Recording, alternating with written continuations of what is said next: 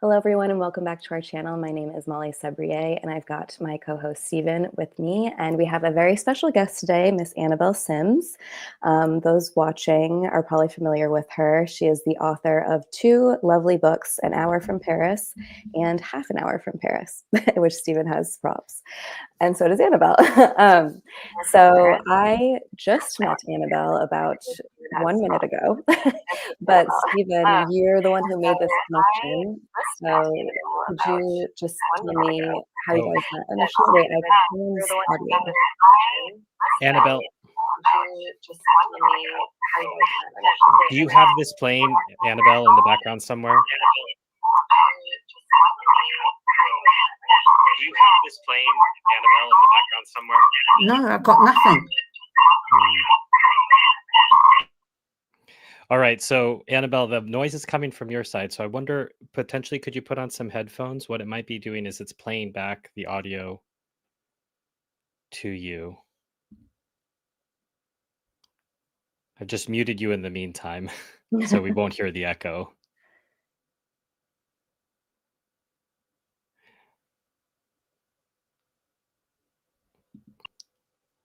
Go ahead.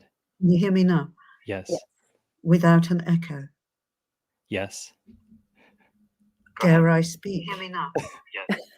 Without an echo. Yes. Dare I speak? It's okay. Do you have headphones? I don't know where they are. It's okay. Do you have headphones? I Sure. don't know where they are. We know, Annabelle. We're just trying to figure it out. This is what it's all about, going live on YouTube. Right. Annabelle, if you think you can find the headphones, just nod your head. No, you don't think you can.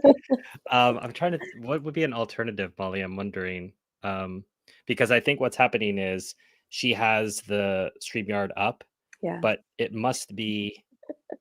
I wonder, Annabelle, do you have this stream up on a YouTube channel somewhere? Did you didn't open it to somewhere, did you? Because if so, that would explain the delay. Mm.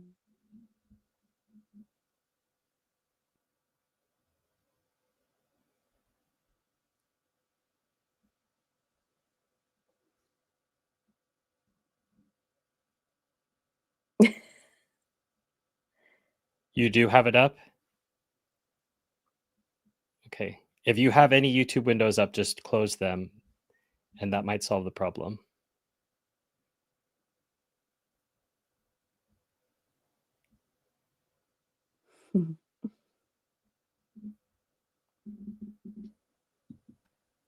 Okay. Can I turn off StreamYard Studio? No, got a that's how we're talking. Okay, I don't click on it because I'm afraid. All right, on the right hand of my screen, I see a thing called private chat, studio chat, 3 people.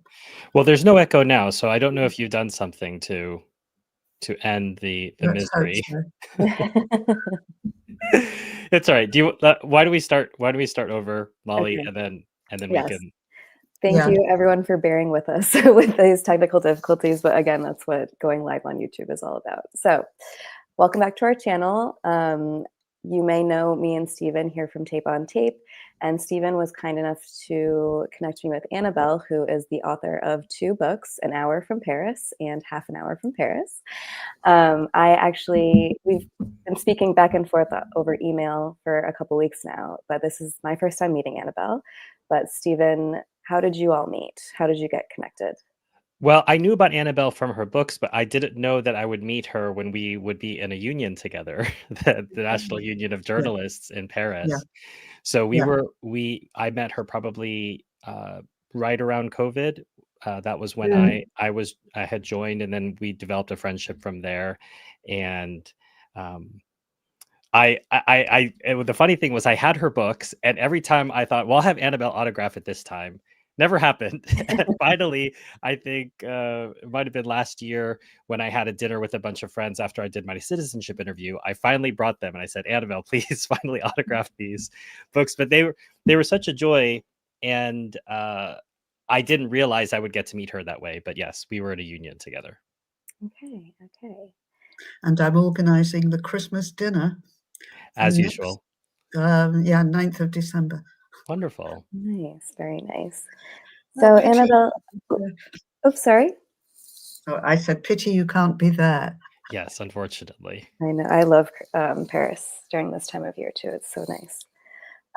So Annabelle, I'd love to get a quick backstory on you, who you are, how you ended up in France, how long you've been there, kind of the elevator pitch on yourself, if you will.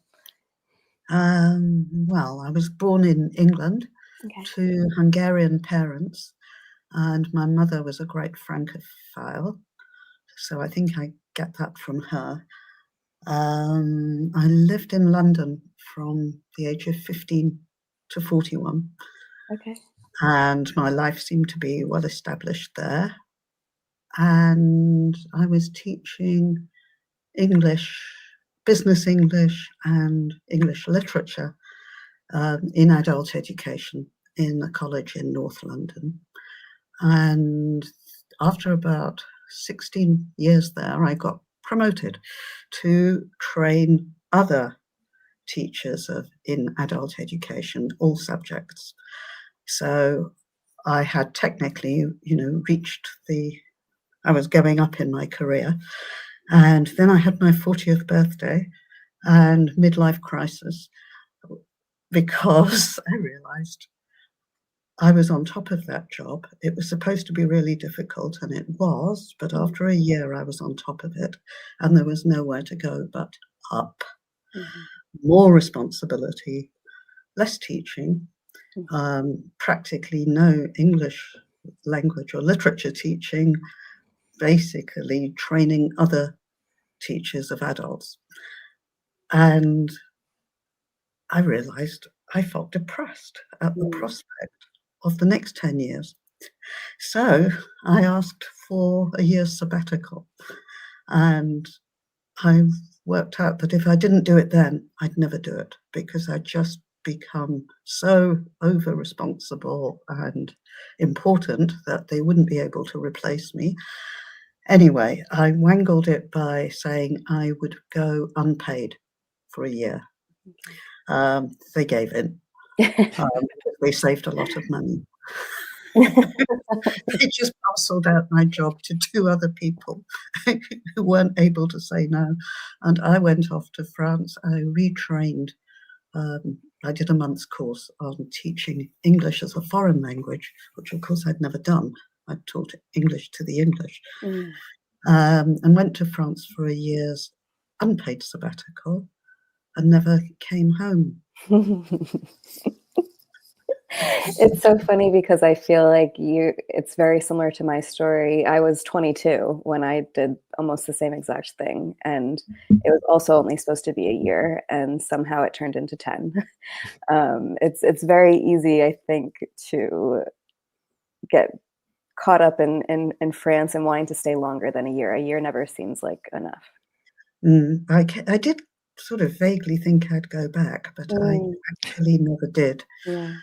And ended up teaching at the British Institute and then for France Telecom. Okay.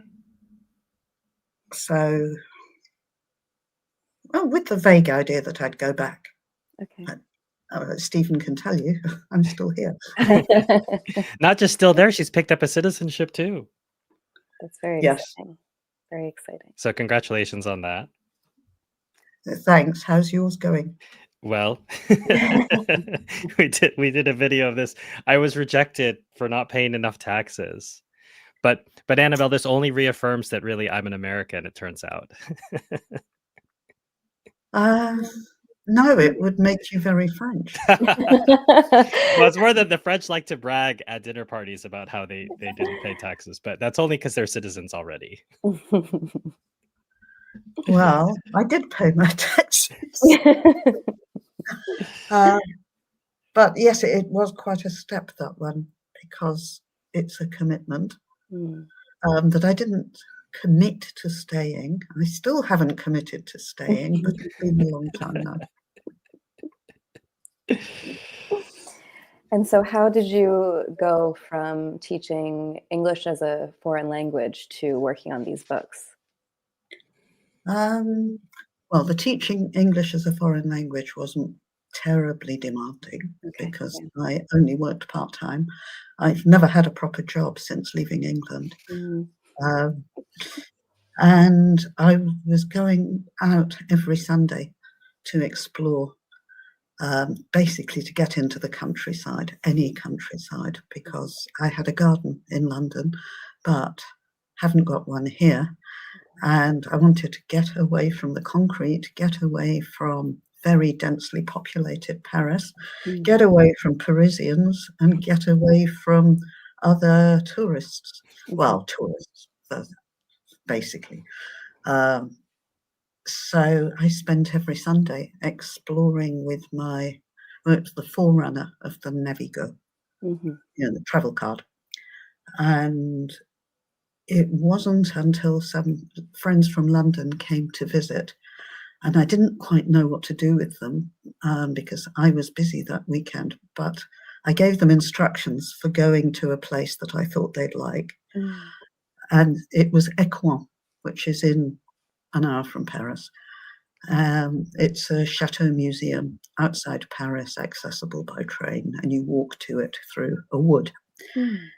And I had to draw a map for them because there was nothing available. This was sort of pre-online stuff. Right. Anyway, they came back really pleased. They loved it. And that's what gave me the idea. And I thought of a book aimed at people like them, that is, people like me, big city dwellers, Londoners in particular, because those were the ones I knew most about, who were on holiday or a short trip and wanted to do something different. So that's where the idea came from. Putting it into practice was another matter. Stephen and I were reflecting on that before you hopped on, just how different it would be to do it without the internet. Yeah, so the first edition came out in 2002, and I remember traveling in Europe in 2000. This would be pre-internet, pre-smartphone, and I remember it was manageable, but it wasn't as easy as it is now. But I was thinking about you putting together this book without the help of all the ease that we have of the internet now. That I think it makes the book more of an accomplishment at that time period than it seems now, where a lot of this stuff based on some of the work you've done is out there on the internet. But back in 2002, there was nothing like this. And so this was such a great resource. There wasn't.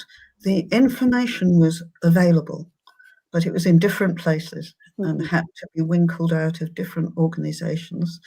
And it involved a lot of going to the photocopying shop, and especially the maps.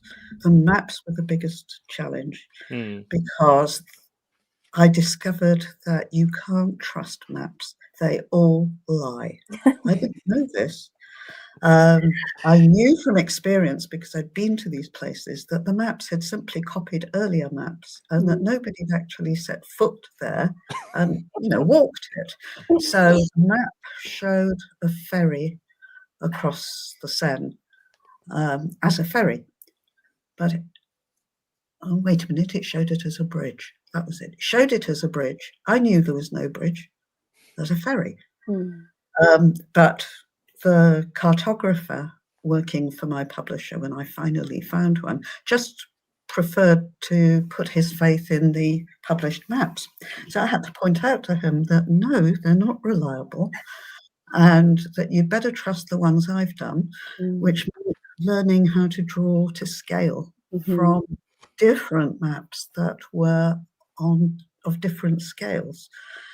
And at school, I was sort of pretty awful at geography. I never thought I would have to learn how to create maps, accurate maps, and correct a professional cartographer, because he believed the maps and they were wrong. Some of them and occasionally he got north and south wrong. Kind of detail. So I've lost all respect. Not respect. I've lost all belief in the accuracy of maps, but I still find them fascinating, and I prefer real maps to online stuff, although I do use online stuff now when I'm writing for online magazines, because it's very easy. I use an app and trace the route on an existing IGN map. IGN is Institut Géographique National, and it's the sort of French equivalent of the Ordnance Survey. And there's OpenStreetMap, all of those, and you can just trace the route on them. It's very easy, but I don't think it's as good as the traditional maps that I have used and I'm still using for the 4th edition, because they show things that matter, that do not stand out if you're using an app. Things that don't change, like stations and churches. Churches are really good landmarks. And things that I will have described in the walk, like cafes, restaurants, the chateau, etc., but more idiosyncratic things like a cafe, I will put on my map. So it's more useful, and it's a lot more personal. So the next edition of An Hour from Paris, I've still used traditional maps, and let's see if I can show you what I mean. It's funny, you've got me. I've got a huge Michelin map of France behind me, Annabelle, and now I'm curious. I wonder if there's any mistakes somewhere on there. I don't know if you can see this. Yes, what page number is that? Right, this is An Hour from Paris, and it is page 100. It's facing page 185, so it's 184, and it says Andrécy at the bottom. But it also shows the station, the walk to the station, and a thing called La Galette, which is on an island in the Seine. And that's the restaurant I'm directing you to. Wonderful. I don't know if you can. It's crossed out because this is the copy I've been working from to update the next edition. So that crossed out line is where a cafe has closed down. Which I'm afraid is only too typical. But La Galette is definitely there, and that's the square, the black square on the map. And then the dotted line, I don't know if you can see it. Yes, we can. Along the river. Yes. And that is the railway line. So you can see where the stations are, and you are heading for the next station up there. And to me, that's a lot clearer than having a Google type map or IGN map with a line traced along it, because it doesn't give you the essential details you need, such as where's the restaurant, where's the station, where's the Hôtel de Ville, where's the church. Church is there. All the key stuff you need. Right. Yes. It's selected detail, I suppose that's my point. Because you're stripping away all the regular default stuff and you're making it customized to your plan. I'm thinking about this too for Poissy on 166. That's another example of a map where there's a lot of detail, but selective detail. So you're not going to have all of the detail you would normally have in a map. I thought, would you mind, Annabelle? That one's been changed too. I found a better walk, that's why. Okay, great. On page 25 in the preface, I was hoping you might just to give people some sense, because we're talking about maps and we're talking about trips, and I know Molly's going to get us further into this, but page 25, where it starts, my personal preference is for, and then to the end on page 26. Could you just read those three paragraphs for us, please? Yeah, places which do not attract crowds. Yeah, I can tell you what the criteria were. They were really simple. Okay. But they got more demanding as I got more experienced. So the first criterion when I was exploring was, does it have a station? Mm. Yeah. Then, does it have a decent train service? By which I mean frequent. Mm-hmm. And I early on decided I didn't want to sit in a train for more than an hour. Mm-hmm. So that was clear from the beginning. What's changed is that the train service is a lot better than it was. There's no doubt about that. It was a deliberate policy to encourage more even development across the Ile-de-France. So not just Paris, with everyone heading to Paris and nobody in the empty bits, but to encourage people to spread out a bit more and make the transport a lot better. It was a deliberate policy and they've implemented it. So when I started, I went to one place where there were 2 trains a day on Sunday. And the first one was at 9 in the morning, the only one in the morning. I had to get up just for that. And then there was only one train back, I think at about 5. And had it had the sort of transport it's got today, I would have left that place as soon as possible because it was pouring with rain and it just was grim. Mm. And luckily we couldn't get back from there because there wasn't a train for hours.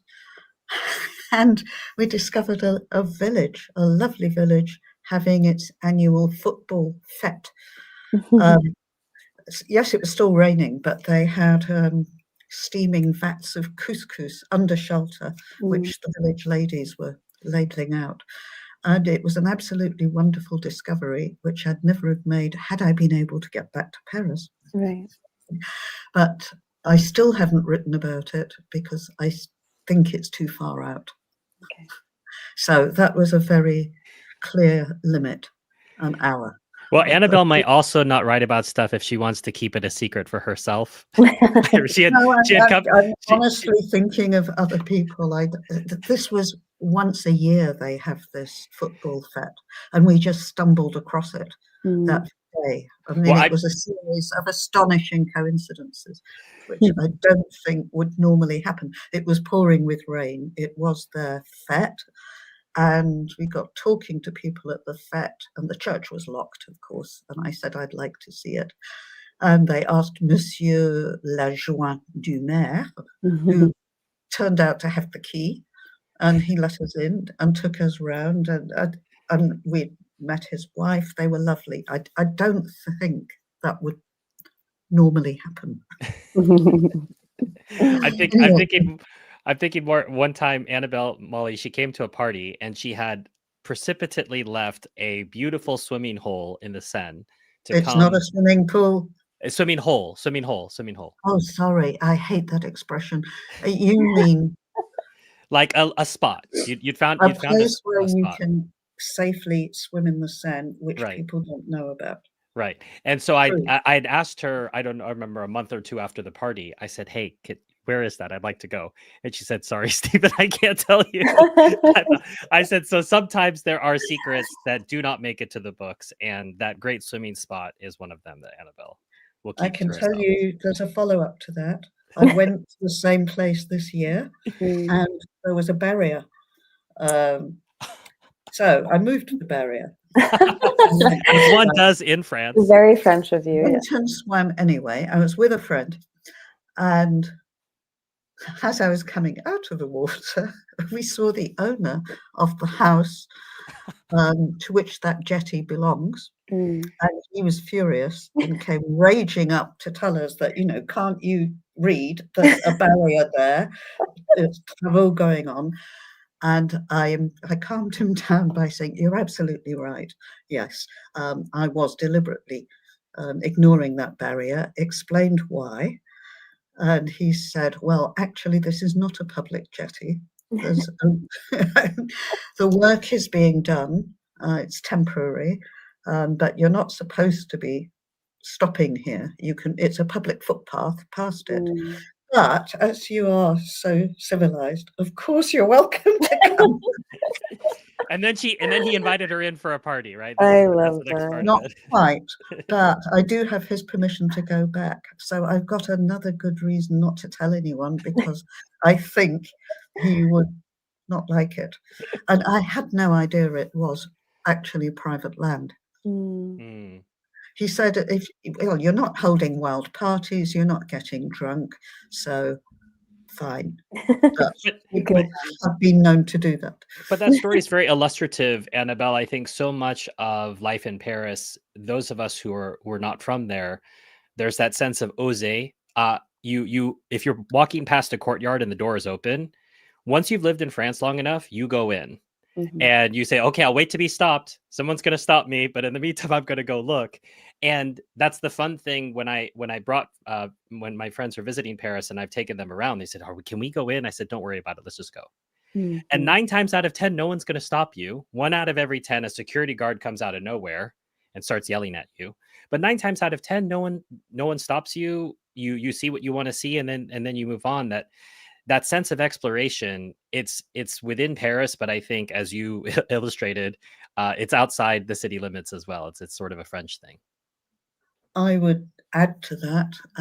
First of all, I've never hesitated to go and explore in England as well. And 9 times out of 10 in England and in France, people are delightful. Once you tell them that you are trespassing, you are, and that you couldn't resist because their place was so beautiful. Any excuse for them to And brag. it's true. It is beautiful. Yes. No, the great thing is to calm them down by agreeing with them that you shouldn't be there, and then they show you around. I love that. I love that. Okay, so the first criteria was that you could get to the place easily by train. What are the Yes. other criteria that you have? It had to be interesting. Okay. So it had to offer a reason for getting onto a train in the first place. Yeah. In my case, the reason is usually historic, but not exclusively. So it could be a chateau, it could be a museum, it could be a church, but it could be a cultural thing like a ganguette. Ganguettes are restaurants by the river where people dance, which is a French tradition, a kind of working class tradition. So I find that as interesting as a museum or visiting a writer's house or visiting a 12th century church or a chateau. So those would count. Another criterion, because I got more demanding as I got more knowledgeable, was it had to have added value. That is, if possible, it should offer a river walk or a canal walk, preferably, or a country walk, but whichever, a pretty walk to the next station. Because the advantage of not being in a car is that you don't have to do a circular walk. You can walk station to station. And I've got a horror of retracing my steps anyway. I don't care for circular walks. I'd rather go on to another station if there is one. And often there is. And often, because the railway lines follow rivers, there's often a river walk to that station. So I'm gonna have to jump in on that one, Annabelle, because you did that for what was my residence for a couple years. I lived out in Molli-sur-Loing, and the ongoing walk that you have from there is to Saint-Mamé. and Mm. that is along the river, along the canal, and it's a beautiful walk as well. And I always tell people, I said, if a book can tell you something about the place that you don't know as a local, it's a very good thing. And Mm. despite how much I love history, and I was embarrassed to say I didn't know the reason. I had thought, okay, well, there are gates to the town. I lived on Rue de l'Église, right by the church in Molli, and I thought, yeah, those ramparts are there just because they've always been there. And here's what Annabel tells us in the book: these precautions, the tiny town overlooking the river was originally encircled by ramparts and only accessible through its two gates. These precautions were necessary because Moret was a border town in the 11th century, part of the Kingdom of France, which had protected from the neighboring rulers of Champagne until the marriage of Philippe le Bel to Jean de Navarre in 1284 put an end to the threat. I didn't know I was in a border town until Interesting. Annabel enlightened me, and I'd been living there for 2 years. So that's something too that I appreciate about the book. And any book, any sort of guidebook, is if it can tell locals something the locals don't know, then Mm. that's a very positive sign. Mm, I've had French people tell me that they were surprised by some of the places in the book that they had never been to mm, and didn't even know existed. And I'm glad you mentioned Moray because it's still one of my favorites, even though another added value criterion, it's part of the added value thing we were just talking about, was mhm, yes, a walk would be good to another station if possible, but even better would be a walk that took you past a restaurant or a cafe. mm, And it's quite a challenge to find what I consider a cafe or a restaurant worth stopping at. mm, They've got to be cheap, they've mhm. got to be authentic, and that sort of place is disappearing. Right. So Yeah, sure enough, the one in Maurice, it's on the walk you mentioned from Maurice to Saint-Mamé. It closed down because the owner retired, Mm, and it's now a private house. But you'll like this. So I can't put in this excellent restaurant because it's now a private house, but I've kept the walk because it's still a lovely walk. And in the village of Saint-Mamé, have you been there, mhm, Stephen? mhm. I've done that Do walk you, many times. you notice the cafes by the Mhm. port? Yes.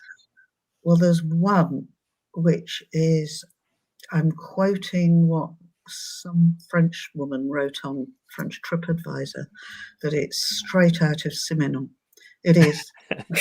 I think it's 4 doors down from the boulangerie that's where the Yeah, road it's starts called to Chez bend. Freddy or something Yeah. stupid like that. And and Fred is not an easy person to get on the right side of, but it can be done. And he's still got toilette à la Turque. Have you oh been? my Can you gosh. imagine this? Wow. They've disappeared from Paris. Mm, And what did we have? Saucisson sec, and he brought a huge sausage like this with a very sharp knife and some bread. And I think it was ridiculous. It cost something like €3. yeah. Oh, So Pierre would have loved that, put your Molly. own I hope slices. so about that. I just loved the place. And some woman had written on TripAdvisor how disgusting it was, that the owner was rude, that it was toilette à la Turque. It said all the reasons I liked it for. And, it's basically like going into an English local pub. Mm, Have to observe the same etiquette. You are the foreigner, you're the visitor, and it doesn't matter if whether you're French or not. You'd mhm, still be a foreigner because you mhm, don't live there. You're not from there. And you have to sort of, observe the rules. You say hello nicely. mhm, You don't make a fuss. You certainly don't make a face when you come out of Les Toilettes à la Turque. mhm, And you say goodbye nicely, and you chat to the owner if he's amenable to chatting, and then you're accepted. But not if you behave like some precious tourist who mm. expects it all to be streamlined and plastic. It isn't.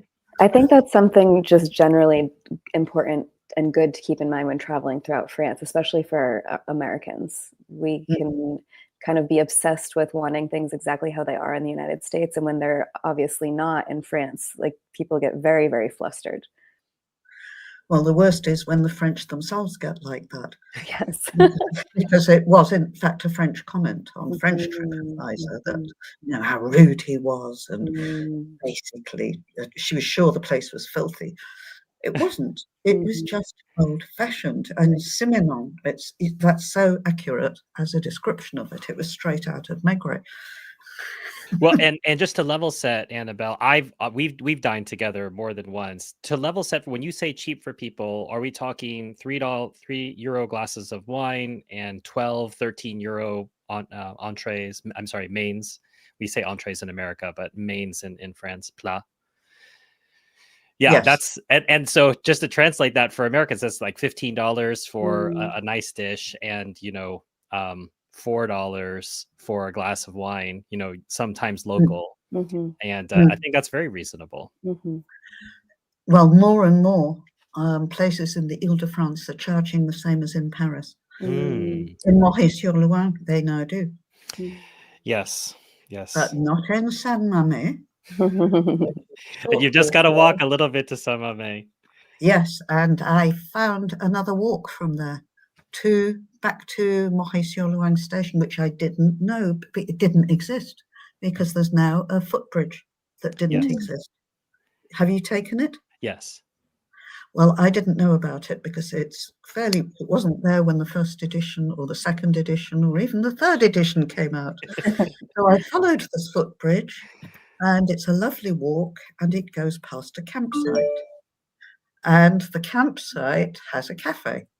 And they've got dirt cheap beer there, and they're very nice and friendly if you ask them nicely. I say, they're not staying here. Can we just buy beer? Of course. And you sit in deck chairs and swig this cheap beer, and then you take a very obscure route to the station. So my favourite restaurant has closed down, but that cafe is there, and it's worth a journey in itself, and this extra walk which takes you back to the station, and it's better than the station at Saint-Mamet. It's a better walk. So yes, and I'll finish my last criterion, shall I? Which is no crowds. Okay. Yes. So not well known, not a tourist destination, if possible. Well, I mean, you're not helping, Annabelle, by letting people know about it in a book. Don't worry, this is a very niche product. I know Molly's got more questions, but while we're talking about food and restaurants, I just wanted to read from what you had said. I was laughing with Molly about this beforehand. This is on page 28 of it's the preface to the third edition of 1 Hour. And Annabelle writes, some places just go on quietly being French, like the Café de l'Est in Paris, mentioned on page 106, where the head waiter's reply when I complimented him on the choucroute was, "Ce n'est pas mauvais." The exact words recorded by Elizabeth David when she made a similar remark to a French restaurateur in the 1950s. The more such places are patronized by appreciative visitors, the less likely they are to be engulfed by the tide of blandness, which is what most visitors come to France to get away from. Yes, I don't think I've changed that in the new preface at all, except the Café de l'Est, I'm afraid, has succumbed to the tide of blandness. Oh, no. So I no longer recommend it, but it is in Paris. For a long time, it held out. Yes, I'd agree with that completely. Still.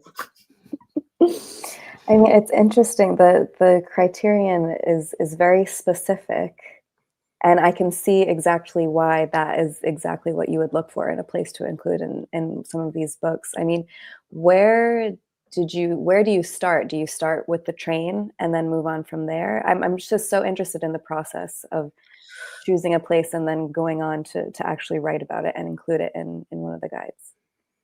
I'll try and summarize that one. My answer, because it's a long answer. All right, the quick answer is I didn't know what I was doing at first, so I used the Michelin Green Guide, which did introduce me to some very interesting, historically interesting places. and indirectly introduced me to places that Michelin, aspects of those places that Michelin hadn't bothered with, for the good reason that it's aimed at car drivers. So it was good for ideas, and there was only one way to find out if it was feasible by train, and that was to do it. And I found an awful lot of the Michelin destinations are a pain to, not an awful lot, but a lot, a pain to reach by train. But some could be adapted, and there were things that Michelin hadn't mentioned, because if you're in a car, your attitude and what you're looking for is completely different. And the speed at which you move is completely different. And you are seeing things at eye level if you're walking. Whereas if you're sitting in a car, you're just whizzing past. It's not the same at all. So that took ages of refining and eliminating. That was the basis for the first edition of An Hour from Paris. And then later, I found some places because Paris friends mentioned them, or my students mentioned them. And my students tended to live in the Ile-de-France. So at Conflans-Sainte-Honorine, we looked at the map at the beginning of this interview, and I said, that's the restaurant, the La Galette restaurant. I found out about that from a student, and what fascinated me was that you have to take a ferry to get to the restaurant. I just love boats, so I was determined to find out about this place, and it wasn't easy, pre-internet. But sure enough, it's not a ferry. You ring a bell on the jetty by the Seine, and a speedboat comes over and picks you up. And it's a tiny distance. I wish it were longer. Anyway, whisked across, and the restaurant, I'm glad to say, is still there. The owner keeps threatening to retire, but he can't actually bring himself to do it. Thank God. So that I got from a student, and various other places as well I've got from students or friends. And one good one I got just by getting lost. Those are the best. Yeah, and others were trial and error, and often it's just following the railway line and getting off at the various stations and exploring what's feasible on foot, because the railway lines follow the rivers. So the little towns that interest me are on rivers, or they're on railway lines. So it took, I'm still discovering places. The last one I found was through someone interviewing me for the American Library. She'd been in Paris about 2 years, so far shorter time than me, and she told me about a place on the border with the Ile-de-France. So it's still in Ile-de-France, but only just, where they grow champagne grapes and where you can buy champagne. I had been there 20 years earlier, but I hadn't got my technique as refined as it is now. So I went again, and it's a delightful walk, but I added to it. I found a restaurant that's open on Sunday, and I found a walk through the vineyards. She just said it's a 20-minute walk from the station. I thought that's not good enough. I'm not going to travel an hour to do a 20-minute walk, buy my champagne and go home. No, I want the day out. If possible, I want a restaurant and a riverside walk and a country walk and the visit to the champagne buying and a different station back, all of which was possible. But it's not in a book yet. It's on Bonjour Paris. Okay. And so you started this by helping people who maybe had visitors coming into town. You wanted kind of a resource to know where to show people around. How did you get from there to say... No. I didn't want to help people at all. Well, well, your friends were coming into town. Get out of Paris and have a nice time. I didn't expect to write a book, but when my London friends really enjoyed the crappy directions I'd given them to get to Equine, I thought, actually, there is a market here. Okay. And no such book exists. I knew that because had it existed, I would have bought it like a shot. Mm-hmm.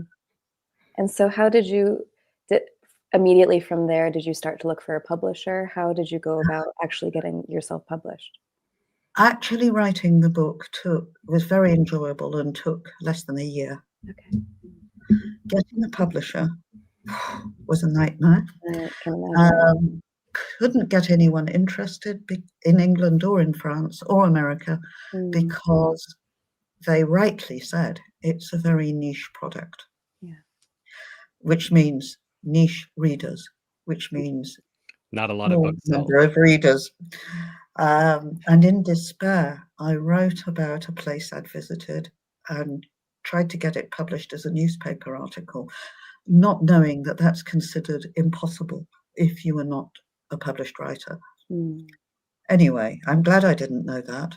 And I did get it published by The Independent. And the reason I did it was simply to convince a publisher that there was a readership. Okay. And eventually it was Stanford's Bookshop in Covent Garden. They are the oldest established travel and map bookshop in London. They're still in Covent Garden. They've been there for, I don't know, 150 years. I asked them, and they recommended the publisher I've got now. I've never changed. He was the only one mad enough to take this on. Because it's never sold very much, but by niche standards, it's done very well. Because niche standards are not the same as blockbuster publishers. So it's never been out of print. But it's not being bought by the people I thought would buy it, which is Londoners. What do you mean by that? Okay. No, it's Americans like you who buy it. Okay, interesting. For the good reason that there are a lot more Americans visiting Paris than English people. Londoners anyway. It's okay, it's a niche market in America, but America is so big that the niche markets add up to Europe and England. Okay, yeah. I'm going to put the link to where you can buy the books in the live chat, and then Molly might put that in the description later on. But that's on Annabelle's website, anhourfromparis.com. Yes. And then it's how to buy the book or where to buy I included that in the description already. Yes. Awesome. So I now kind of like to shift a little bit and have Stephen and I share our favorite places in the book. So Stephen, if you want to do one, then I'll do one. We'll kind of go back and forth. Well, that's the thing is, Annabelle, I had started my own journey of what you're talking about, getting out. I didn't have that same background of not having a garden in my house in England, but I think it was much more of I need to, I live in France now. I'm so excited. I'm going to go see all these places. And so I moved to France in 2013, and the internet had day trips out of Paris. There were dozens of those articles. And so I went to all the big hitters, Chantilly, Senlis, Provence, etc. And so when I looked at An Hour From, it was fun to go back through and say, wow, what did I miss? And what were some of my favorites? I happened to move to one of my favorites for a couple of years, right? So I was in Molli. But I particularly like Provence. I think it's very underrated. And I'm shocked by the number of times I will have talked to sometimes lifelong Parisians or people who've lived in Paris for a dozen years. And I say, well, gosh, haven't you been to Provence? No. And I've been twice. There from your recommendation, and he had never been before. We were only dating at the time, but I don't think his parents had ever gone either. And they live in Nogent-sur-Marne, so they live in the banlieue already, and they had never. No excuse. Never but gone. It's very typical. I think I've been to the Tower of London twice my entire life. I've been to Notre Dame about 3 times. It's around the corner. Yeah, Molly, you might have been neighbors. 200 meters away from where Annabelle I live. lives on Ile Saint Louis. Okay, I lived in Saint-Germain-des-Prés, Odillon. that area when I was a student. Yeah. But people tend not to explore what's under their nose. It takes foreigners like me to tell the French. Unfortunately, it's not in French. Otherwise, I would be telling the French about their own backyard, because what they do is predictable. They rush off to Guadeloupe or to New York or to London or to Normandy. Would you, Annabelle, page 117 in An Hour From, would you be so kind as to read the first couple paragraphs from Provence? 117.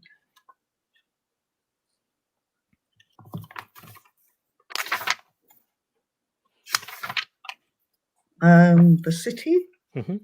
Oh, do you want the summary at the top? You can add that too if you'd like. You're the author. Yes, I think this is the snippet culture here. Once the third largest city in France, Provins the Magnificent rose above the flat Brie countryside, crowned by spires and encircled by 5 kilometers of walls and ramparts. That's how it was. And I'm reading now. The city, still crowned by its dome and fortress, has preserved its early medieval layout more or less intact. Massive ramparts, comparable only to those of Carcassonne and unique in the Ile-de-France, still surround the Ville Haute, Upper Town, on the hill, although the old city walls have been replaced by a canal which encloses the Ville Basse, Lower Town, and separates it from the surrounding plain. Provins is a city apart, untouched by modern industry and cradling a glorious but long-distant past. It is now well over an hour by train from Paris. It still is.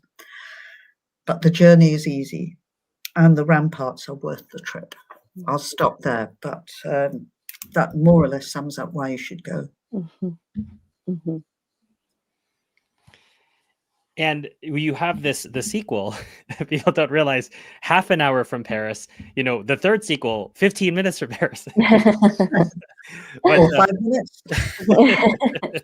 But half an hour from Paris featured Neuilly, which Molly was very familiar with, and I didn't know if she wanted to comment on. I've just been there again. Well, you mentioned Les Gonguettes in the beginning of our conversation, and that was the reason why I was actually told this time by my in-laws to go there, because, again, they live in Nogent-sur-Marne, which is very, very close to Neuilly. And we walked along the Seine from Nogent to get into Neuilly, and it's a wonderful walk, and it's one that my husband and I have done several times. And the very first time we went, my in-laws said, make sure you go to Les Gonguettes, like telling my husband, make sure you take her there. That's something which again is very French. They're very proud of these unique things in their culture, which is something as simple as having a restaurant on the water where they went to listen to music. But something as maybe simple as that, a French person who's into that sort of thing can go on and on and on about how great it is and how unique it is and how wonderful it is. And it truly is, especially if you're someone who's interested in history and that sort of thing. But I remember when I first met my husband and he said that he lived in the banlieue, I remember thinking to myself, oh, it's what a pain to have to go out there to spend time with him. But the more time I spent out there, the more I realized, actually, I think I would now especially prefer that to Paris, almost living out there, which kind of brings me to another place that you mentioned, which is Saint-Germain-en-Laye. When I first came over to France, I lived in Le Vésinet, which is not in your book, but I can see why after you went through your criterion. It's very cute and quaint, but it's very residential. Yes. There's maybe a walk, but I think beyond that, there isn't really much going on there. No, it's too suburban. Yes.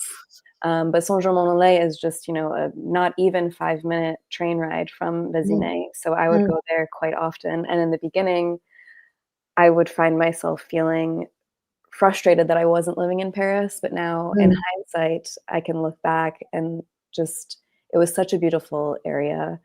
the massive garden that overlooks all of Paris, all of the wonderful architecture. I know, Stephen, you really like Saint-Germain-en-Laye as well. Yes, I'm thinking back to the last time I was there. Just took a leisurely Sunday walk, like everyone else has the say. You think you have this special idea, you and like your 100 new best friends, but you're just all just taking a promenade, and it just that's what.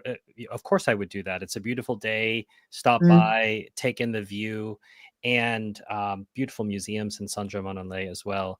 But just such a lovely town, and despite the fact that more crowds should be there, I'm not complaining that you could still go on a Sunday and have it not be crowded.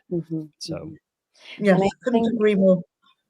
I think too, for those watching or who might have an interest in picking up your book, it's such a great way, I think, to see what the quote unquote real France is like. Like these little places that are not a very far distance away from Paris, very easy to get to, are mostly made up of French people. And it's mostly when you go there, you can observe French people just living their life. And it's not this big major tourist attraction like Notre Dame or all of the other places in Paris, which have their merit as well. I think they're, of course, worth going to, worth visiting. But if you want to experience what France is really like and how French people really live, go to Saint-Germain-en-Laye on a Sunday and enjoy, you know, a walk around the town or any of the other places in your book. And those are the bourgeois places. Yes. I can tell you about edgier places Yes. where I've been really well treated in what are considered rough places. Saint-Germain, yes, it's got a kind of gentle, it's not quite provincial because after all, it is next to Paris. Reminds me of Versailles and Fontainebleau. Yes. And these are kind of magic enclaves, really. That is, life is cocooned to a certain extent. They've got a historic centre, all of them. But I'm thinking of, those are in the book, but so are my favourite in half an hour from Paris. I got through a friend a Welshman who was living in Paris and told me about it. And it's the Parc de la Poudrerie because they made gunpowder there. It was a factory. Okay. A 19th century factory set in a forest. Okay. For a good reason, in case of explosions. They wanted it isolated from anything residential. But it is a very rough area, right? It's also extremely easy to get to. It's on the RERB from you don't take the airport branch of the RERB, you take the other one. And when I told a friend I was going there, she said, "My God, that's the drugs capital of France." So I was dubious, but I've followed this canal walk and found the factory, which was pulled down in the 1970s, I think. It's now a public park. It is astonishing. It's wonderful. And you can follow the canal to the next station and to the next. So this is my idea. It fits my criteria. A weird and unexpected place, because it doesn't feel like a park. It was a forest. And there's still, it's a natural, I forget what you call it, a site of outstanding natural interest. Okay. As well as ruined factory buildings just really excite me. Because there's something so mysterious about them. They're archways. The factory was built to look like a chateau. Anyway, you go along what I thought was a dubious stretch of canal, and it's not. It's got marsh marigolds growing, flowers that I can recognize but don't often see. It's got people out for a walk. It's got birds, etc. Okay, it's a rough area, but everyone's enjoying the walk. Not that many people are walking. And then we arrive at the next station where we couldn't find a single cafe with tables outside, because that is a very bourgeois thing to do, to sit outside à la terrasse. Yes, in Saint-Germain, but not in Ville Paris 6. There were all the cafes had immigrant men in them, mainly Turks, and they were all sitting inside, except one that had chairs outside, and we couldn't find anywhere, and we wanted to smoke. So we asked the owner, Turkish, and he said in Turkish to the two men who were sitting outside on chairs, "Oi, move." Well, I don't quite know what he said, but they leapt up, not only moved their chairs, they went inside, they got a table, they set it out for us. We were treated like bloody royalty. The reason was we were female, practically unheard of. We were European, also unheard of. And we were English, well, we were speaking English, also unheard of. So it was wonderful. I've gone back since, and I can tell you that that cafe now does have tables outside. What a pioneer. Well, I suppose everything's gentrifying.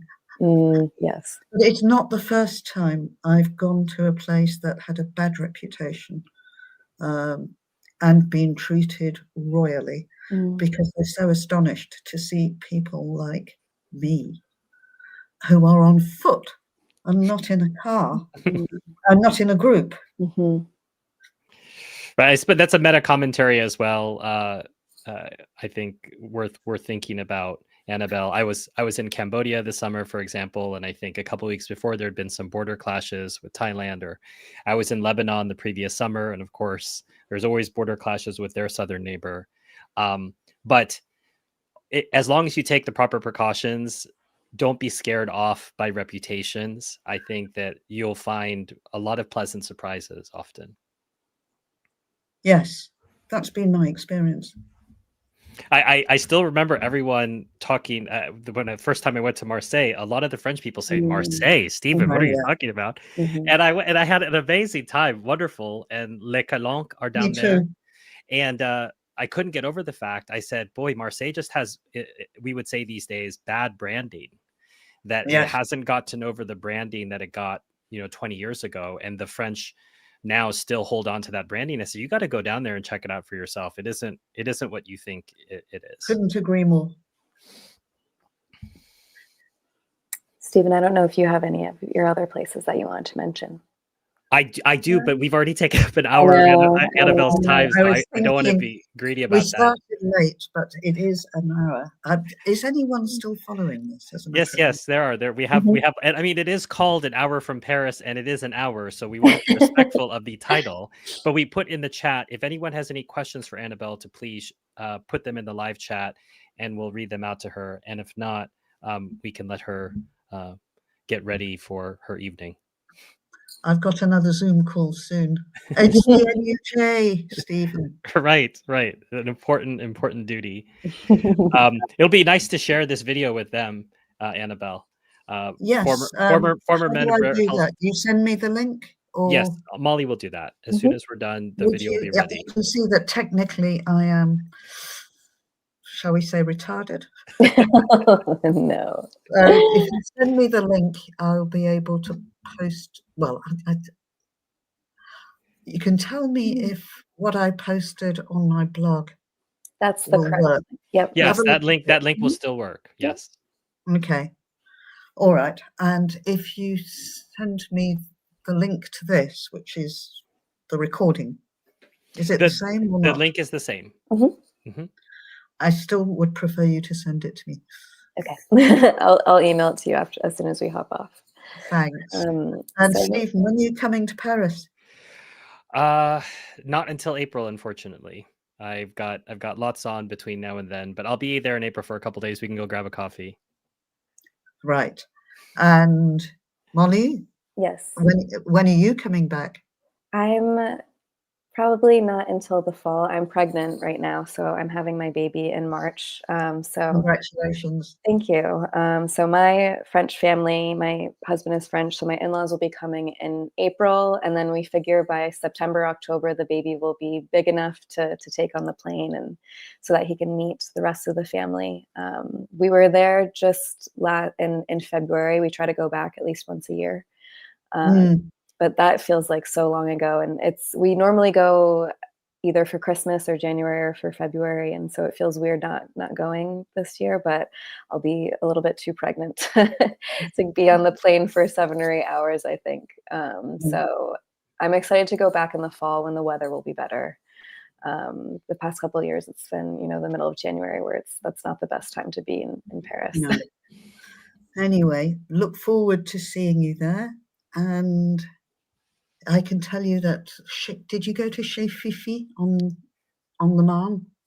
No. That's that Ganguette that is referenced, It's mentioned in my book. It's the Neuilly-sur-Marne. Maybe I chapter. can't remember the name of the one. Right, he retired. Fifi Okay. retired. But last week I discovered this is really encouraging. It's been taken over by a young French woman, which astonished me, and she hasn't changed a thing. Oh, she's keeping it Chez Fifi. Keeping it as it is. No, the title has changed. The name has changed, and I have to update it on my website. Okay. But it's the same place. In fact, it still says Chez Fifi over the door. The main thing is the ambiance hasn't changed. The menu hasn't changed. There's the same sort of 1960s types hanging around. I'm astonished. And she said, no, why would I change something like this? I love And that. she must be in her 30s. That was really cheered up. Sort of a perfect way for us to end, and very much in line with what we have here at Tape on Tape, Annabel, which is people in their 30s saying, why would we change anything? Okay, I'm going to. How do I get out of the studio? Molly will take us out, and then we'll help you with that. But thank you so much for your time, Annabel. And just so everyone knows, you can buy the book in the link in the description and hourfromparis.com. There's some lovely information on that website, more about Annabel. There's several places where you can go. Is the most recent version available. And you have something new coming out, a different edition. It's not out yet. The fourth edition of this is not out. So I would recommend this. Okay. This is now out of date. Okay. And there's a free download to a PDF with even more places that people can access on your website as well, I believe. What? Say that again. A PDF guide that people can download from the website as well. I believe it's 10 extra places. Oh yes, you just go to the website because it does tell you all this. Yes, you can buy certain trips which have never been published.